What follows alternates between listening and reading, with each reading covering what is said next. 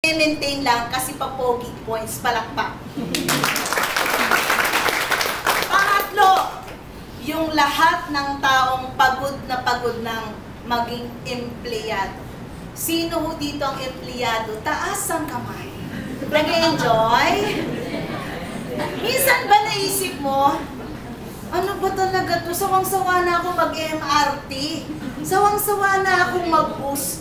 Sawang-sawa na akong ito lang pa talaga ang payslip. Wala na. Para to sa'yo. Alam niyo, 4 years lang ako nagtrabaho. And I realized one thing. Masyadong malaki ho ang pangarap ko. Sa 10,000 na sweldo ko sa St. Luke's, hindi ako makakabili ng gusto ko. So one time, nung nakita ko yung opportunity, sabi sa akin, aralin mo, pakinggan mo, buksan mo isipan. Ginawa ko. Sila ho na pagod na sa pagtatrabaho para ho sa kanila to. Sino pa? Yung kariretiro na lang. And ano ba gagawin ko para sa kanila?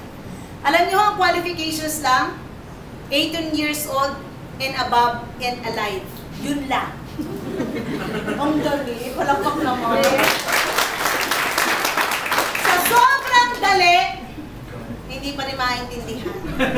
Alam niyo, baliktad ang Pinoy. Pag mahirap na intindihan, pag madali, hindi nyo naintindihan yun. Totoo ba yun? Magkakatotoo ba yun? O, yun naman lagi tanong eh. Tama? Totoo ba? Magkakatotoo ba? Wala akong diferensya. Kung nangyari sa amin, I'm sure mangyayari sa inyo. Okay? Walang diferensya. Pinaniwalaan ko lang, pinanghinawakan ko lang, ang pinangako ko ng ganitong industriya. For those people na newcomer, first-timer, isa lang ho ang bibitawan kong word sa inyo.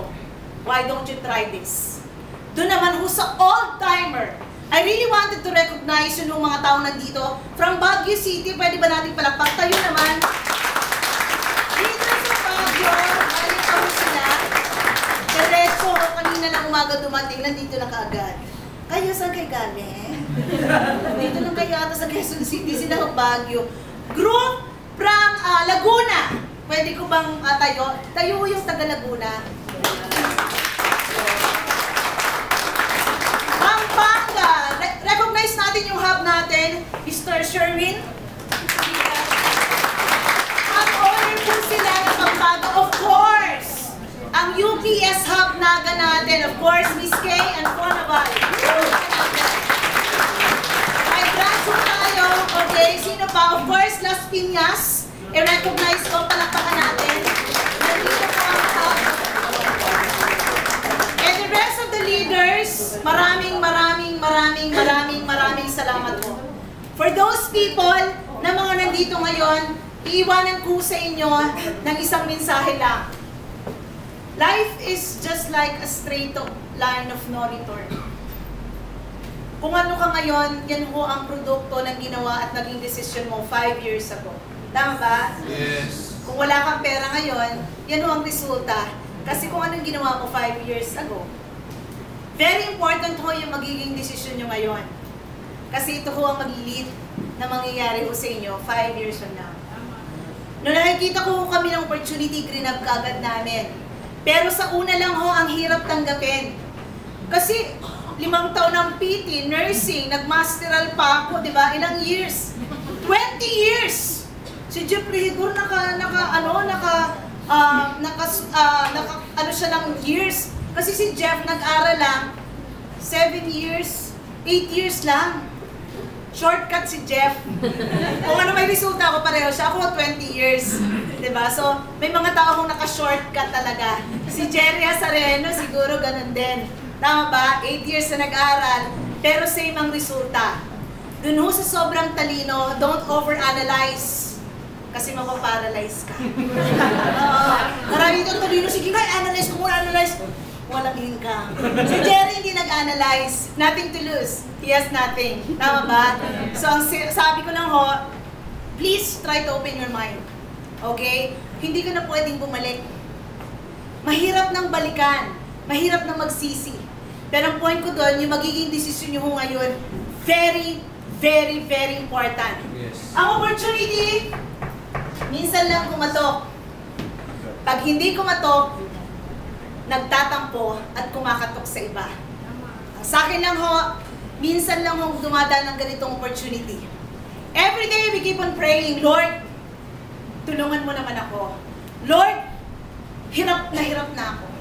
Pero sometimes nasa harapan mo na, negative ka pa rin. For you to be successful, just have to open your mind and just have to be positive. Yun lang ho. Wala nang ibang requirements. Regardless of your color, of your race, educational attainment, wala. Ang sinabi para maging successful, open-minded ka lang at positive ka lang. Palakpak ko. Maraming salamat ho sa mga leaders na nandito.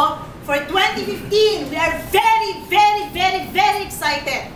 Grabe ho ang plano ng kumpanya for 2015. Tomorrow ho, flight namin with the President. Si Preso, yung 100% ang ownership sa UAE. Kaya lang siya pupunta doon para ipirmahin, para isalin sa kanya. After ho ng UAE, pupunta ho kami ng Qatar, Oman, Kuwait, okay, at saka Bahrain. Ako ang balik ko sa June na. Pero si Preso, mga 15 days lang siya. Again and again, maraming salamat. Isa lang mo ang konsepto at para sa negosyong to, Better Philippines, Better Filipinos, and Better World. Samahan niyo kami, produktong Pilipino, konseptong Pilipino, pagtulungan ho natin. Good morning at maraming salamat.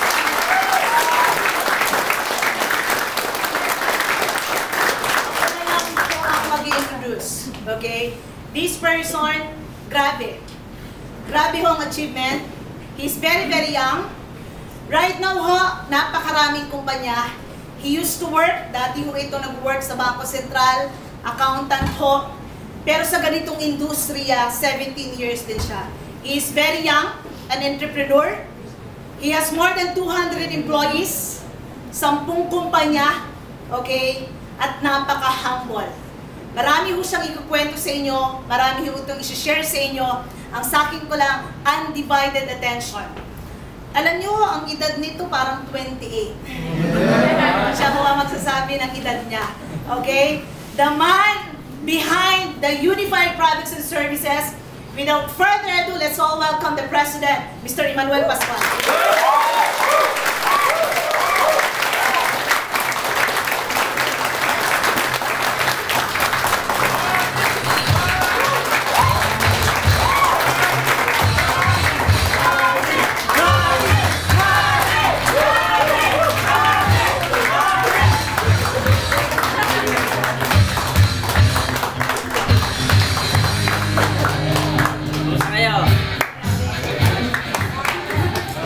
Na kayo, dami kong meeting mag-aapon. 9 AM pa ako sa office. O marami kasi akong ano ngayon. Paalis kasi ako. Papunta ako sa bahay.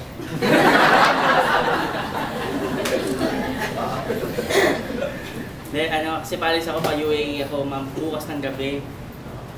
So lahat ng company ko nag-set ng meeting mula kanina umaga. Actually 8:30. Ang saya. Hindi ba halata? Pero sabi nga nila, gabi man daw, umaga pa din. Kasi sa buhay daw ng pagyaman, dapat laging may umaga, may ganda. Sabi ko nga sa mga member ko na matagal na naniniwala sa akin, may mga bago ba ba? May mga bago? Yes, May mga first time ba? Sino mga first time? Ay, marami pa yan. Second time na natin nag-meet. Si Sir Bor, palampakan nyo nga yun. Palampakan natin ang hub. Palampakan natin. Asawa si Sir. Ayan. Sila yung hub natin sa Naga. Palampakan natin. Alam niyo mga kaibigan na siyempre minsan tayong mga nangangarap, kinakabahan tayo. Di ba? Kung totoo ba talaga, maating ba talaga. Kasi normal talaga sa isang tao na, alam mo yun, yung araw-araw magigiba ka. Di ba? Gigibain ka ng sitwasyon, gigibain ka ng panahon. Kasi para lang ma-assist talaga ni God kung deserve ba natin yung maman o hindi. Nako niyo po? Yes. Kasi kung babalik tanawin natin, paano ako nagsimula dati. Sa totoo lang, masasabi kong, araw-araw gusto kong mag-stop. Oh, kaya lang, alam mo, pag mag-stop na ako, sasabihin ng isang maliit na tinig ko, kaya pa yan! Kaya pa. Alam mo yun, ang hirap kasi, sa totoo lang. Hindi ako kasi madaling yumaman. Hindi rin madaling makuha ang mga pangarap sa buhay. Kasi sobrang laki po ng gusto natin. Tama? Sabi nga kung ayaw mo daw mapagod at ayaw mo daw mapuyat at gusto mo ng simpleng buhay, baka nalilito ka kung anong simple na buhay. Nakuha niyo po. Kasi ako, dati kala ko simpleng buhay yung kakain ka ng 3 beses ang araw. Diba? Pag minilas-malas, yung simple nagiging 2. Pag minedya-medya, bukas na. Tama mali? So mga kaibigan, kala ko nung araw yun yung simpleng buhay. Pero alam mo, after some time, nung nakita ko yung buhay ng mga taong yumaman, naging successful po. Yung simple pala, hindi yung bang pagising sa umaga, biglang may sasabihin sa'yo, Sir, breakfast on bed? O me in bed? Ah! Joke lang yun. Punchline.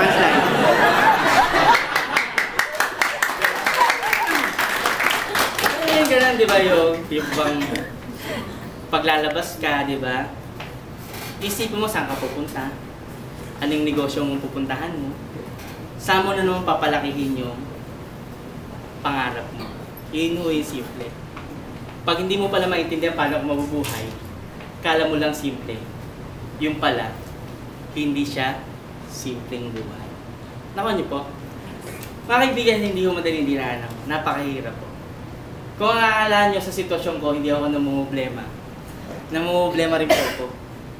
Kasi wala naman kung taong walang problema. Kasi ang taong walang problema po, ito yung mga taong namahinga na. Si Rizal, si Bonifacio. Nung bata yan, kaya nga si Rizal dahil hindi lumaki, sa dami ng problema niya sa Pilipino. Tama? So normal po yan. Kaya mga kaibigan, sa totoo lang, sabi ko nga, habang lumalawig pala yung panahon ko sa buhay at dumadami yung problema ko, ang maganda ho kasi, maraming nade-develop. Marami ako natututunan. Sabi nga ng mga consultant ko, alam mo sir, everyday na nakakasama ka namin, we thought, mas marami kaming alam sa'yo. Pero as we go along the way, nasashock kami. Kasi yung alam namin, nalampasan mo na. Why po? Kasi I keep on improving myself. Why? Kasi marami kong taong maasa. Katulad nyo pong nandito ngayon, yung mga member ko, Luzon, Visayas, Mindanao, yung mga OFW na nakakita po ng chance na sabi nila, buti na lang magkaroon ng ganitong UPS na kung saan kami dating mga OFW lang na laging padala ng pera. Ngayon, nagiging negosyo na namin yung routine na ginagawa namin araw-araw. Nakuha niyo po? Alam ko doon sa mga first time dito, you're a little bit shocked whether totoo ba talaga yung pinagsasabi namin dito. Hindi. Tama? Alam mo mga kaibigan, sabi nga mahirap i-build up ng todo kung ano yung company natin. Pero makikita nyo sa Facebook, kung yung asul po, naninilaw. Tama? Sino rito yung mga na-invite lang sa Facebook? Taas kamay. Facebook. Diba? Marami mong pupunta rito. Sino apply mo? Hindi, nakita ko sa Facebook eh. Tapos, napanood ko sa YouTube. Meron kayo ditong 4998. Yun gusto ko. Marami mong ganun. Pag pumunta ka sa UAE, sa Hong Kong, Singapore, ganun din ho marinig mo. Anong point mga kaibigan? Yung product ho natin sobrang ganda na talaga ho marami hong na-amaze. Alam niyo po, basta may isang malaking remittance company na bago natin maging partner. Kaya lang specific location muna lang gusto nila. Basta malaki siya. Nakakatuwa po yung blessing sa atin. Kaya sabi ko kanina sa mga IT ko. Kasi talagang sa dami ng gusto ko, hindi nila maintindihan na inuunahin. Kaya sabi ko doon sa project manager namin, ito muna, ito. Sige, pinipigilan ko na lang sarili ko kasi kinukunting ko, sasabog ho kasi ako. Sa dami ng gusto ko. And don't you worry guys for those people who heard me way back 2010 until now. Stick po ako doon sinabi ko na whatever yung mga gusto kong mangyari para sa atin, sa system natin. All of that will happen, believe me. Ako niyo po. Kasi mga kaibigan, pangarap ko na yan dati pa. Pag kukwento ko sa inyo yung kinuwento ko dati, pareho na yung kukwento ko. Ibig sabihin, malinaw na malinaw sa mind ko, aling bagay na gusto kong mangyari para sa atin. Kaya lang, hindi ko lang siya magawa. Nag-enroll lang ako ng IT eh. Meron akong crash course. Sa totoo lang, kahit tanongin nyo sa EA ko, ako mismo nag-enroll na ng IT talaga para matulungan ko sila. Kasi minsan nire-relay ko pa eh. Sabi ko, sige, I'll help you to do these things. Ang dami ko, mas hiring po ako ng IT ngayon, sobra. Kasi gusto ko po, this 2015, 2-3 ng mga gusto ko ma-i-up ko na. Nako nyo po, yung online store natin, e-merchant natin. Gusto ko talaga ma-up talaga siya. Which is very much possible. Ginagawa na ni Losada, ginagawa ni ganito. Ang dami gumagawa eh. Lahat po kasi yun, pwede nating i-link sa system natin. Kasi po ang tawag sa atin, payment portal. Payment portal, na part ka. When you use PayPal, you're just a user. Pero when you use ecosystem, you're part of the system. Right? And once you become part of the system, and this system grows, eventually, diba? Ano bang lapses ng MLM? Why I say this to you? Kasi lahat ng MLM may dulo. Hindi ako hypocrite para sabihin sa inyo ng MLM walang dulo. May dulo po ang MLM, saturation. Tama? Anong saturation? Wala na ba kami marirecruit, sir? No, marami ka pa rin marirecruit kasi hindi mo mauubos. But the thing is, for those people who started this company, nung first year namin na nire-ridicule kami, na pine-prejudice kami, na pinatawanan kami, na this company will never grow, this company, this product, hindi siya mag-out sa market, I tell you. 2010, lahat ng services natin installed na. Si Cebuano Luwilier, M. Luwilier, mga banks, ginagaya nila itong services ko way back 2010. Nako nyo pa? Imaginein mo, ano yung na-foresee natin. Ito yung ginagawa natin ngayon. Ang kagandahan sa ating mga kaibigan, part ka yan. Time flies, time goes. Eventually, ngayon downin mo 3, diba? Nagkaroon ng 2, lumalim. Alam mo, darating ang pagkakataon. Yung grupo mo sa ilalim, whether you like it or not, once na tuloy-tuloy ka lang nagtatanim, alam mo, aabot ng 10,000 yan. Whether you like it or not. This is the growth na nangyari sa MLM. Diba? Pag nangyari yan, maniwala ka sa akin, gamit lang ng e-cash yan. Gamit lang ng e-cash. Meron kang income dyan. Pag na-up yung online store natin, which nandiyan na ngayon, nasa core system ko na. Nakuha niyo po, may mga product na tayo, di ba? Unified products and services. Pag na-deploy na lahat yan, maniwala ka sa akin, gamitan na lang yan. Ba't ka gagamit? Kasi member ka. Di ba? May discount ka. Tama? Nandyan yung Seymour Pharmacy and Minimart natin. Lahat yan connected dito. Later on, Alaxan, ano gusto mo? Di ba? Sabon, ano gusto mo? Toyo, pati, suka, bigas. Lahat yan, pag member ka ng system natin, sa lahat ng company ko, part yung ecosystem. Ang tawag po dito, economy. Economy po ang tawag dito. We are building our own economy. Kasi if we depend everything to our government, sad to say, we will just hope and pray. Tama? Why wait for them if we can do it now? Yes. Tama? Sino bang company na traditional na katulad natin ang magpapart sa isang individual na tao, ordinaryong tao, na maging part ng ganitong system? I tell you, wala. Kaya lang mga kaibigan, yung goal ko sa UPS iba na eh. Hindi lang ito para sa akin. Sabi ko nga sa kanila, pag napapagod kami, pag na-stress na sila sa ginagawa namin, alam mo, lagi ko sinasabi, kung stress kayo, mas stress ako. Kasi sabi ko, naiinis ako kay Mini. Sabi niya, ba't naiinis kay Mini? Sabi niya, bakit sa akin naiinis? Nananahimik ako sa bahay namin eh.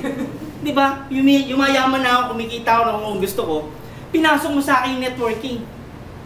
Ang matindi ko sa akin, kaya ako nag-stop dahil sa networking. Kasi pag nag-network ako, committed ako sa tao.